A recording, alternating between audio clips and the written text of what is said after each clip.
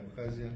Очень символично, что вы со своими коллегами, с большой командой прибыли вместе с нами отмечать наш самый главный праздник – День Победы.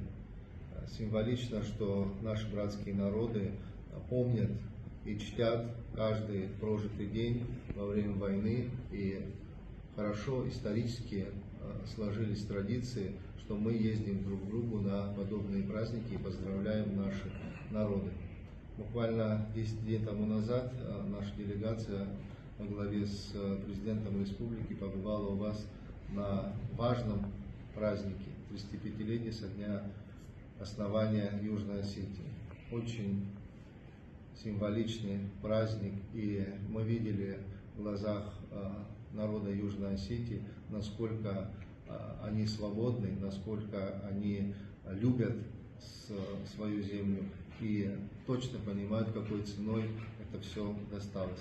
Поэтому мы рады вас приветствовать на территории страны. Вспоминается еще и одновременно в эти дни проходил первый международный экономический форум. Великолепная организация была, и содержательная часть замечательная. Полагаю, что уровень развития Южной Осетии, как и социально, так и экономически, будет динамично расти. Ну и, разумеется, работа между нашими правительствами не останавливается.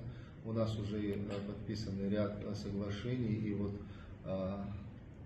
на полях первого международного экономического форума, который в Южной Осетии проходил, мы подписали, на наш взгляд, важнейший документ о соглашении в режиме торговли товарами. Тоже даст импульс взаимодействия, свободно перемещаться товаров. Дальше сотрудничество будет развиваться по отдельным направлениям различных ведомств. Полагаю, что именно в такой динамике мы продолжим наше сотрудничество. Встречались вы, большой делегацией приехали к нам в Южную Осетию, что, конечно, отрадно. И мы сегодня тоже не такой большой делегацией, но с большой душой приехали к вам, чтобы быть рядом с вами. У нас это отношения наши сложились уже давно.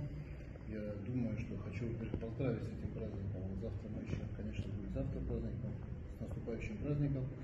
Я думаю, что вот вы правильно заметили, что у нас подписано соглашение, которое мы будем, естественно, исполнять. Ну и в дальнейшем, я думаю, что все наши отношения будут развиваться только в положительном русле.